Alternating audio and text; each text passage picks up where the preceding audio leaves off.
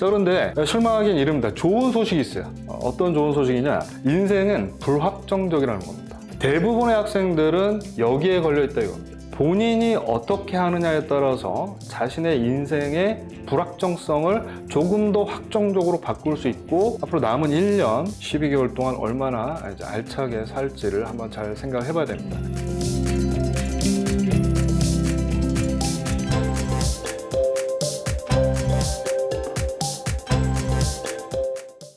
시작하겠습니다. 서범석입니다.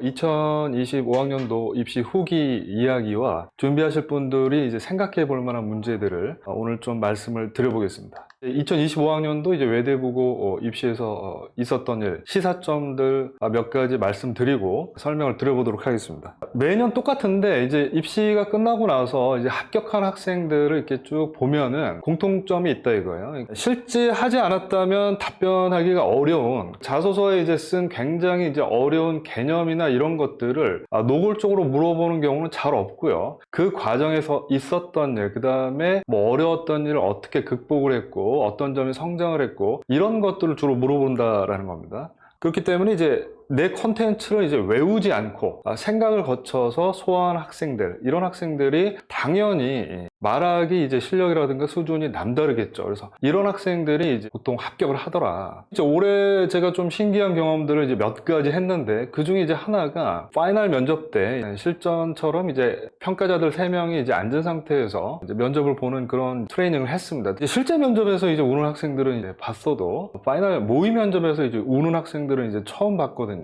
2명이 이제 울었는데 여학생들이었습니다. 근데 첫 번째 학생 같은 경우에는 들어와서 이제 문제지를 뒤집어서 읽고 이제 답변을 해보라고 했는데 한 2분 정도를 고개를 숙이고 있는 거예요. 그래서 문제가 너무 어려운가? 라고 생각을 해서 이렇게 뜩 봤더니 닭똥 같은 눈물을 이제 흘리고 있는 거죠. 왜 눈물이 날 수밖에 없었는지를 한번 저희가 생각을 해봐야 됩니다. 다시 우리 준비하시는 이제 학생들이 그런 일을 겪지 않기 위해서라도. 자, 왜 눈물이 났을까요? 자기가 외웠던 문제가 아닌 거예요. 그러니까 문제가 자기가 예상했던 질문과 다를 수밖에 없겠죠. 실제 문제는. 그게 다르니까 이 학생이 이제 너무 당황을 했던 거죠. 이거에 어떻게 대응을 해야 될지 이제 완전히 이제 무너진 거죠. 그래서 울게 되는 겁니다. 자, 실제 면접장에서는 어떨까요? 더 심한 일이 벌어질 수도 있습니다. 그렇기 때문에 이거 좀 생각을 해봐야 될 필요가 있습니다. 뭐 예상 질문 뽑는 것까지 좋은데, 예상 답변 작성하는 것까지는 좋은데 그것을 이제 외우려고 해서는 안 되고 내면화해야 된다. 완전히 자기 것으로. 그 다음에 이제 외대부고는 자소서에 점수를 주고 있지 않죠. 그래서 면접을 통해서 똑똑한 학생을 이제 선발하고 있다고 강조하고 있기 때문에 어떤 질문이 들어오더라도 답변을 할 수 있도록 면접 경쟁력을 갖춰야 됩니다. 이런 게 없다면 이 준비 과정 자체가 굉장히 고통스러울 수 있어요. 아까 그 학생들처럼. 두 번째 운 학생 같은 경우에는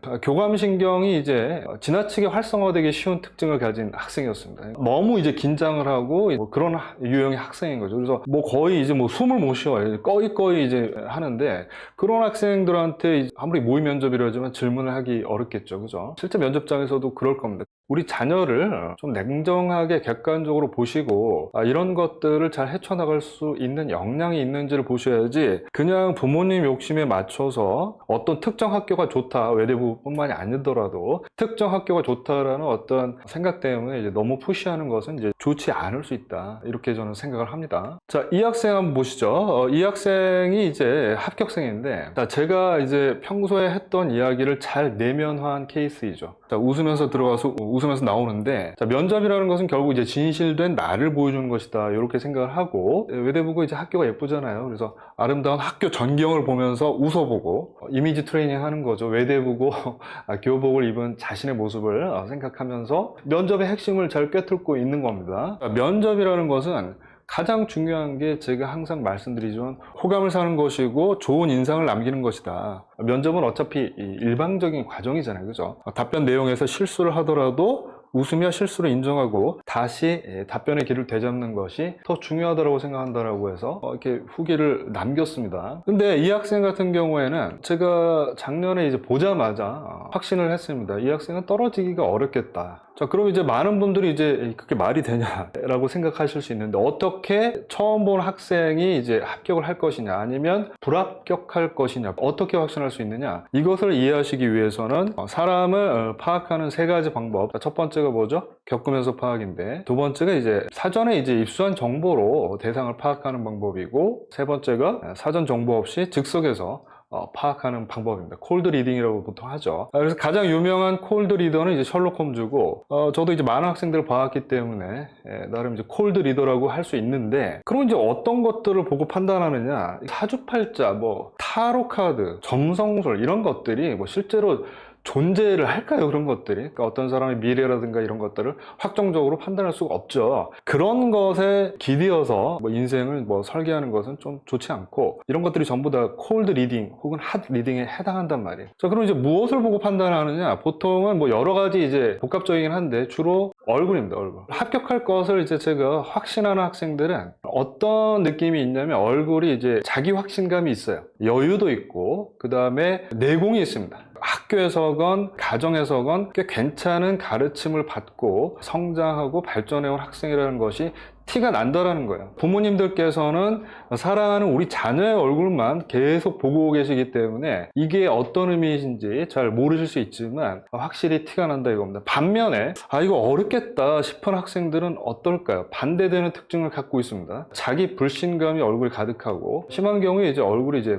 불만이 많아요. 그리고 고집을 넘어 어떤 아집 같은 것이 느껴지는 경우도 있어요. 그 어린 나이에. 이런 것들을 통해서 이제 확신을 했던 학생이고, 아니나 다를까 합격을 했습니다. 자, 그런데 실망하긴 이릅니다. 좋은 소식이 있어요. 어떤 좋은 소식이냐? 인생은 불확정적이라는 겁니다. 사실 저도 뭐 제가 뭐 사기꾼 점쟁이도 아니고 뭐 이렇게 보자마자 이렇게 맞춘다, 뭐 합격한다 이렇게 하지는 않습니다. 그렇게 얘기를 할 수도 없고, 대부분의 학생들은 여기에 걸려 있다 이겁니다. 본인이 어떻게 하느냐에 따라서 자신의 인생의 불확정성을 조금 더 확정적으로 바꿀 수 있고, 앞으로 남은 1년 12개월 동안 얼마나 이제 알차게 살지를 한번 잘 생각을 해봐야 됩니다. 이 학생 사례를 한번 얘기를 말씀드릴게요. 그러니까 이 학생 같은 경우에는 처음 봤을 때 제가 속으로 좀 어렵겠는데 싶은 학생이었습니다. 영민해 보이거나 스마트하다라는 느낌이 없었어요. 그리고 준비 과정도 이렇게 잘 보다 보니까 우수한 점이 그렇게 이제 보이지 않았단 말이죠. 그래서 제가 하루는 좀 따끔하게 이야기를 했습니다. 불합격하고 싶어서 이렇게 뭐 열심히 뭔가 준비를 하고 추구를 하는 거야? 부자처럼 보이는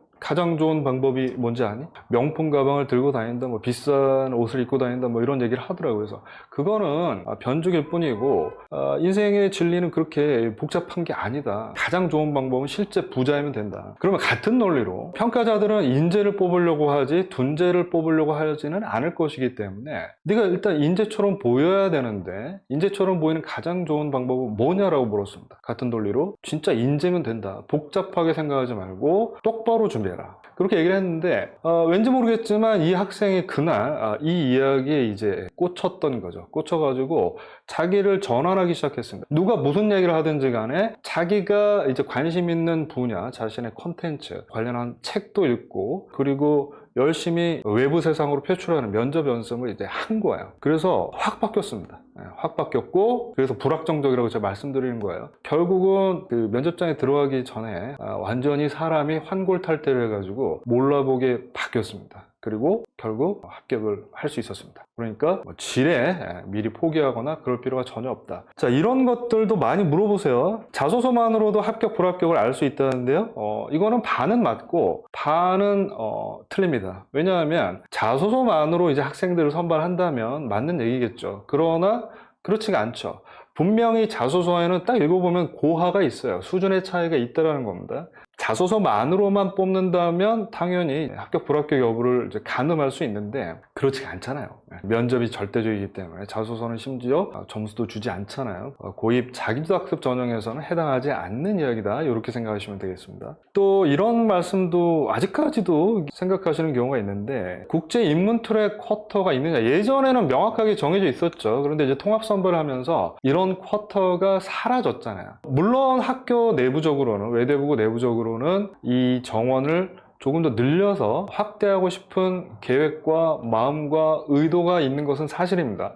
그런데 몇 년째 보시면 아시겠지만 잘 되지 않고 있잖아요. 쿼터가 있다는 것은 전혀 사실과 다르다. 자, 경쟁률 보시겠게요. 4년간 경쟁률을 보시면 여기 이제 표시해 놓은 해만 유독 높습니다. 일반 경쟁률로 봤을 때 3.6대 1을 기록을 했는데 이때는 이제 고입 대상자가 많았죠. 황금 돼지띠에 이제 출생자들이 있었기 때문에 예외적이라고 보고, 근데 항상 이제 준비하는 입장에서는 경쟁률에 민감할 수밖에 없잖아요. 그래서 올해 4대 1 넘는 게 아닐까요? 걱정들을 많이 하시는데 제가 봤을 때는 한 2년 전부터 말씀을 드렸지만 그럴 일은 잘 없다. 왜냐하면 예전엔 정기고였지만 지금 후기고로 못이 박혀버렸잖아요. 그리고 고입 대상자가 폭증하지 않는 한 여러분들이 더 잘 아시잖아요. 우리나라 인구 구조가 그럴 일이 없기 때문에 외대부고 경쟁률은 3에서 3.5대 1 전후, 용인 지역 같은 경우에는 2.5대 1 전후에서 결정될 거라고 보는 게 합리적입니다. 갑자기 전국 일반 전형이 3대 1 이하로 내려갈 일은 저는 잘 없다고 보고 있는데 항상 요 정도 선에서 결정 날 것이라고 보고 있어요. 올해 이제 국가유공자 자녀가 2명 있었는데 제가 이제 본 학생 중에 이런 거 한번 생각해 보셔야 돼요. 외대부고에 지원할 것이냐 하나고에 지원할 것이냐. 당연히 외대부고가 좋습니다. 외대부고 전형 요강을 보시면 이렇게 명시가 되어 있습니다. 사회통합 전형 모집 인원 1순위에 1순위에 이제 해당하는데 탈락을 하더라도 모집 정원의 3% 범위에서 정원으로 별도로 선발하고 일반 사회통합 전형의 합격 사정 범위로 제한하지 않는다고 되어 있어요. 명목상으로는 1순위로 되어 있지만 사실은 0순위라는 얘기입니다. 거의 경쟁 없이 합격을 할 수 있고, 그런데 하나고는 다르다 이겁니다. 하나고 같은 경우에는 까다롭습니다. 국가보훈 대상자 중에서 교육지원 대상자만 지원이 가능하고 기타 국가보훈 대상자는 사회통합 전형 중 기회균등 전형으로 지원한다. 그러니까 이게 뭐냐면 경쟁이라는 얘기예요. 만약에 이런 것에 해당한다면 주저없이 외대부고를 지원하는 것이 좋겠다. 자, 그 다음에 이제 이번 올해 입시를 거치면서 사실은 몇 년 전부터 이런 흐름이 있었는데 국제 트랙의 지원자를 이제 검증하겠다라는 질문이 많습니다. 메인 문항에 딸린 이제 추가 질문으로 이제 묻는 경우가 많은데 왜 이럴까요? 외대부고뿐만이 아니라 유학반을 운영하는 고등학교라면 이제 공통적으로 겪고 있는 문제인데 진짜 국제가 아닌 학생들, 위장 국제라고도 볼 수 있고, 가령 뭐 청신 국제고만 하더라도 국제반 뭐 50명, 국내반 50명 이렇게 절반 정도씩 나눠서 운영을 하고 있잖아요. 사실은 뭐 위장 국제 학생들도 좀 있다라는 겁니다. 외대부고도 마찬가지다. 그리고 특히 국제 성향을 보여주면 마치 좀 합격 가능성이 높은 것처럼 학교 쪽에서 설명을 했기 때문에 이것을 염두에 두고 이제 지원한 학생들이 분명히 있다라는 겁니다. 그러니까 당연히 학교 쪽에서는 어떻게 하겠어요? 이 학생이 진짜 국제 트랙을 지원하려고 하는 것인지, 지원한 학생이 맞는지를 계속 검증하려고 하는 거겠죠. 추가 질문으로 이런 질문이 나오는 거죠. 자, 미국 내 탑3 의공학 대학교를 아느냐? 의공학자가 되고 싶다고 하는 학생이니까 뭐 그러겠죠. 근데 이제 탑3 의공학 대학교는 잘 모른다. 그걸 아는 학생들이 잘 어디 있겠습니까? 그런데 이런 질문들이 나올 수도 있다는 거예요. 자, AP에 대해서 아느냐? 구체적으로는 잘 모릅니다. 그럼 이제 평가자 입장에서는 이제 살짝 이제 의구심이 이제 들기 시작하는 거겠죠. 아니나 다를까 이렇게 묻잖아요. 그 다음에 이제 계속 뭐 영어 능력에 대한 이제 확인을 하려고 하는 거죠. 영어 에세이 잘 쓰느냐? 영어 잘하냐? 뭐 이런 질문들을 계속 하는 겁니다. 그래서 만약에 이제 우리 준비하는 학생들이 국제 성향을 보여주는 자소서를 작성을 하고 면접을 대비를 한다면 두 가지 정확한 정보를 아셔야 됩니다. 첫 번째는 자기가 지원을 희망하는 대학에 대한 정확한 정보를 알고 있어야 됩니다. 거기에 이제 재학 중인 선배라든가 지인이라든가 아니면 서칭을 통해서 정확하게 알고 있어야 되고, 두 번째는 이 학교에 가기 위해서 어떤 것들을 준비해야 되는지 준비 과정에 대한 명확한 정보와 인식이 있어야 될 겁니다. 안 그러면 저런 질문을 받고서 당황할 수 있어요. 실제로 다 나왔던 질문들입니다. MIT를 가고 싶은 이유 설명해봐라. MIT를 가기 위해서 준비해야 되는 과목들, 과정들을 아느냐, 이런 것들을 물어봅니다. 저희가 신이 아니잖아요. 모든 일을 다 알 수가 없잖아요. 모든 정보를 다 알 수도 없는 것이고, 그래서 이거 한번 생각을 해보셔야 됩니다. 내가 잘 모르겠는 혹은 예상치 못한 질문이 나왔다면 이거 어떻게 해야 되느냐, 당황할 수 있겠죠. 보통 이제 메인 문항에서 이런 경우가 많이 발생을 하는데, 이런 경우에는 모르겠다라고 그냥 얘기하면 안 되겠죠. 왜냐하면 이제 문항당 답변 제한 시간이 4분씩인데 그 4분을 그냥 멀뚱멀뚱 서로 이제 쳐다보고만 있을 수가 없는 것이기 때문에 최대한 자기 뇌를 쥐어짜서 배경 지식을 다 쥐어짜서 성의껏 답변을 하는 것이 면접에 임하는 바람직한 자세일 것이고, 근데 이런 경우가 있을 수 있습니다. 두 번째 케이스인데 추가 문항에서 이럴 수가 있어요. 아무리 생각해도 내가 전혀 모르겠는 질문이 나올 수가 있습니다. 어차피 추가 문항은 뭐 그렇게 길게 답변할 필요가 없잖아요. 그럼 짧고 굵게 정확하게 이제 짚어주고 면접 답변을 하면 돼요. 이렇게. 현재 저의 학습과 탐구 경험상으로는 잘 모르겠지만 면접 즉시 보완하겠다는 방향으로, 긍정적인 방향으로 마무리를 짓는 것이 낫겠죠. 그 다음에 방이 한 9개에서 10개가 있는데 면접방이 그 중에 이제 어떤 방에 들어가게 될지 모르고, 그리고 문제는 미리 만드는 겁니다. 3개의 메인 문항은 미리 만들어요. 그래서 어떤 출제자를 만났느냐에 따라서 문항 조합이 달라질 수가 있습니다. 예를 들면 실제로 어떤 학생은 자기주도만 3개를 내리 받는 경우도 있어요. 자기주도 2개와 인성을 받는 경우도 있고, 자기주도, 지원 동기, 인성에서 하나씩 받는 경우도 있다는 거야. 보통 학교 쪽에서 자기주도 학습 영역을 3 영역으로 구성을 해라 라고 이야기하는 경우가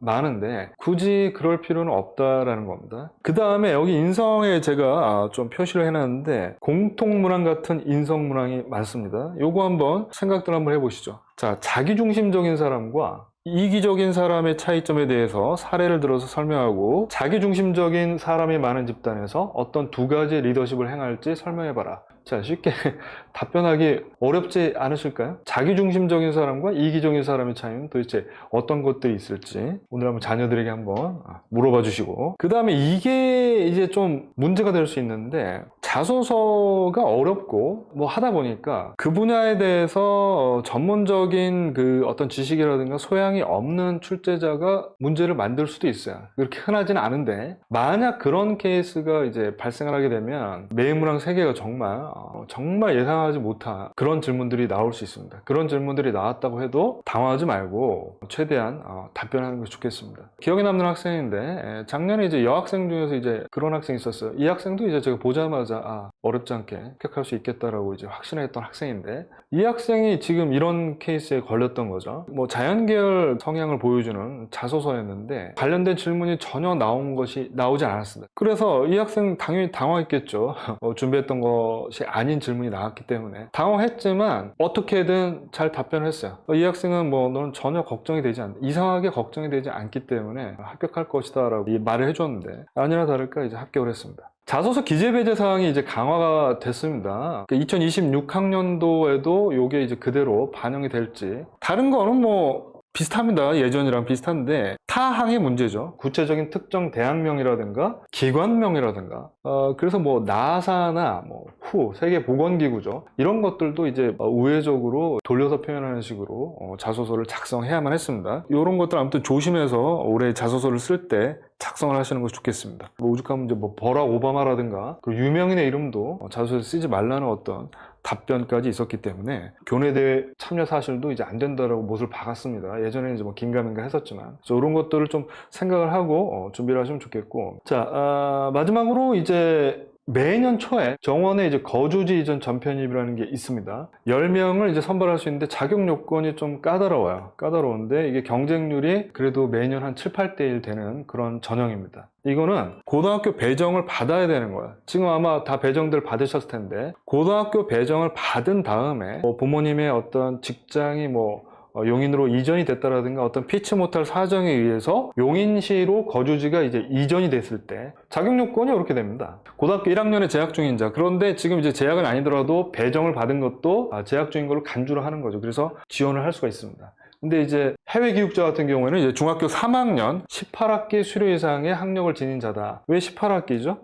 초등학교가 이제 6학년이잖아요. 학년당 2학기이기 때문에 이게 12학기고 중학교 3학년까지 합치면 이제 18학기가 되는 겁니다. 간혹 해외 이제 중학교를 다니다가 귀국한 학생들 중에서 학제가 다르잖아요. 해외는. 그래서 학제가 달라서 간혹 이제 17학기, 그러니까 한 학기 정도를 이제 못 채우는 경우가 있을 수도 있기 때문에 학기를 정확하게 수료했는지 좀 살펴봐야 됩니다. 자, 이 전형 방법은 신입학 전형에 준해서 합니다. 똑같은데 지금 고등학교 성적이 없기 때문에 오로지 1단계는 지원서만 받고 모든 학생들이 면접 대상자가 되는 그런 전형입니다.